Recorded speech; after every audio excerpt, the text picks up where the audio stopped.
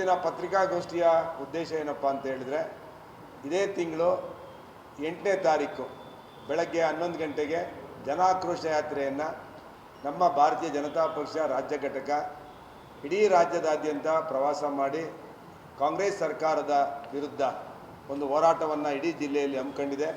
ಅದರ ಭಾಗವಾಗಿ ಕೊನೆಯ ಹಂತದಲ್ಲಿ ತುಮಕೂರು ಜಿಲ್ಲೆಗೆ ಇದೇ ತಿಂಗಳು 8ನೇ ತಾರೀಕು 11 ಗಂಟೆಗೆ ಕಾರ್ಪೊರೇಷನ್ ಟೌನ್ ಹಾಲ್ ಸರ್ಕಲ್ನಿಂದ DC ಆಫೀಸ್ವರೆಗೆ ಪಾದಯಾತ್ರೆ ಮಾಡಿ ಅಲ್ಲಿ ಒಂದು ಸಾರ್ವಜನಿಕ ಸಭೆಯನ್ನು ಉದ್ದೇಶಿಸಿ ನಮ್ಮ ರಾಜ್ಯ ಅಧ್ಯಕ್ಷರಾದಂಥ ವಿಜೇಂದ್ರ ಅವರು, ವಿರೋಧ ಪಕ್ಷದ ನಾಯಕರಾದಂಥ R ಅಶೋಕ್ ಅವರು ಮತ್ತು ಛಲವಾದಿ ನಾರಾಯಣ ಸ್ವಾಮಿ ಅವರು ಇಷ್ಟು ಜನ ಭಾಗವಹಿಸಿದ್ದಾರೆ. ಅಂದರೆ ಈ ಸರ್ಕಾರ ಬಂದು 2 ವರ್ಷ ಆಯಿತು. ಕಾಂಗ್ರೆಸ್ ಸರ್ಕಾರ, ಸಿದ್ದರಾಮಯ್ಯನವರು 2 ಬಡ್ಜೆಟನ್ನು ಮಂಡನೆ ಮಾಡಿದ್ದಾರೆ. ಈ ಸರ್ಕಾರದಲ್ಲಿ ಪ್ರತಿ ಬಾರಿ ಬಡ್ಜೆಟ್ ಮಂಡನೆ ಮಾಡಿದ ತಕ್ಷಣ ಬೆಲೆ ಏರಿಕೆ ಮಾಡುವಂಥ ಒಂದು ಸಂಪ್ರದಾಯವನ್ನು ಸಿದ್ದರಾಮಯ್ಯನವರು ಹಾಕೊಂಡಿದ್ದಾರೆ.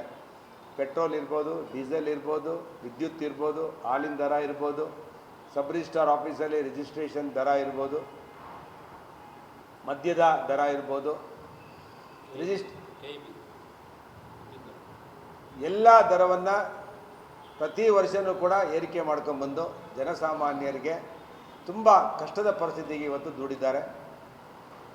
ಗ್ಯಾರಂಟಿ ಯೋಜನೆ ಅಡಿ ಸರ್ಕಾರವನ್ನು ತಂದಂಥ ಕಾಂಗ್ರೆಸ್ ಇವತ್ತು ಆ ಗ್ಯಾರಂಟಿ ಯೋಜನೆಗೂ ಕೂಡ, ಗೃಹಲಕ್ಷ್ಮಿ ಯೋಜನೆಗೂ ಕೂಡ 4 ತಿಂಗಳಾದರೂ ಕೂಡ ಹಣ ಬಿಡುಗಡೆ ಆಗಿಲ್ಲ.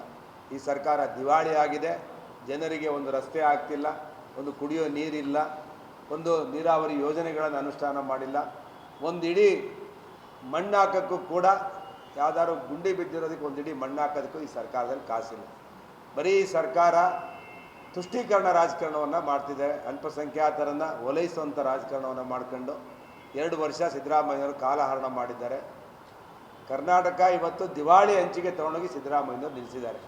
ಅದರಿಂದ ಈ ಒಂದು ಜನಾಕ್ರೋಶ ಯಾತ್ರೆ ಬಹಳ ಯಶಸ್ವಿಯಾಗಿ ರಾಜ್ಯದಾದ್ಯಂತ ನಡೀತಿದೆ. ನಮ್ಮ ಜಿಲ್ಲೆಗೂ ಕೂಡ ಇವತ್ತು 8ನೇ ತಾರೀಕು ಬೆಳಗ್ಗೆ 11 ಗಂಟೆಗೆ ಬರೋದಿದೆ. ನಾನು ನಮ್ಮ ತುಮಕೂರು ಜಿಲ್ಲೆಯ ಎಲ್ಲ ಪಕ್ಷದ ಜನರಿಗೆ ನಾವು ವಿನಂತಿ ಮಾಡ್ತೇವೆ, ಈ ಜನಾಕ್ರೋಶ ಯಾತ್ರೆಯಲ್ಲಿ ಭಾಗವಹಿಸಬೇಕು. ಮತ್ತು ಈ ಸರ್ಕಾರದ ಕಿತ್ತು ಒಗೆಯುವವರೆಗೂ ನಾವೆಲ್ಲರೂ ಬೀದಿಗಿಳಿದು ಹೋರಾಟ ಮಾಡಬೇಕು. ಈ ಸರ್ಕಾರ ಬರೀ ಅಧಿಕಾರದ ಹಂಚಿಕೆಯಲ್ಲಿ ಕಿತ್ತಾಡ್ತಿದ್ದಾರೆ. DK ಶಿವಕುಮಾರ್ ಅವರು ಒಂದು ಕಡೆ, ನಾನು ಮುಖ್ಯಮಂತ್ರಿ ಆಗಬೇಕು ಅಂತೇಳಿ, MP ಪಾಟೀಲರು ನಾನೊಂದು ಕಡೆ ಮುಖ್ಯಮಂತ್ರಿ ಆಗಬೇಕು ಅಂತ, ಸತೀಶ್ ಜಾರಕಿಹೊಳಿ ಅವರು ಒಂದು ಕಡೆ, ಪರಮೇಶ್ವರ್ ಒಂದು ಕಡೆ ನಾವು ಮುಖ್ಯಮಂತ್ರಿ ಆಗಬೇಕು ಅಂತ ಕಿತ್ತಾಡ್ಕೊಂಡು ಆಡಳಿತ ಯಂತ್ರ ಕುಸ್ತೋಗಿದೆ. ಈ ರಾಜ್ಯದಲ್ಲಿ ಇವತ್ತು ಆಡಳಿತನೂ ಕೂಡ ಇಲ್ಲ. ಕಾನೂನು ಸುವ್ಯವಸ್ಥೆ ಅಂತೂ ಹದಗೆಟ್ಟೋಗಿದೆ. ಯಾವ ಸಂದರ್ಭದಲ್ಲಿ ಯಾರು ಕೊಲೆ ಮಾಡ್ತಾರೆ ಅನ್ನೋದೇ ಇವತ್ತು ಅರ್ಥ ಆಗ್ತಿಲ್ಲ ಸರ್ಕಾರಕ್ಕೆ. ಈ ಸರ್ಕಾರ ಬಂದಾಗಲಿಂದ ಕಾನೂನು ಸುವ್ಯವಸ್ಥೆ ಕರ್ನಾಟಕದಲ್ಲಿ ಸತ್ತು ಮಲಗಿದೆ. ಅದರಿಂದ ಈ ಆಕ್ರೋಶದ ಯಾತ್ರೆಯನ್ನು ನಾವು ಹಮ್ಮಿಕೊಂಡಿದ್ದೇವೆ.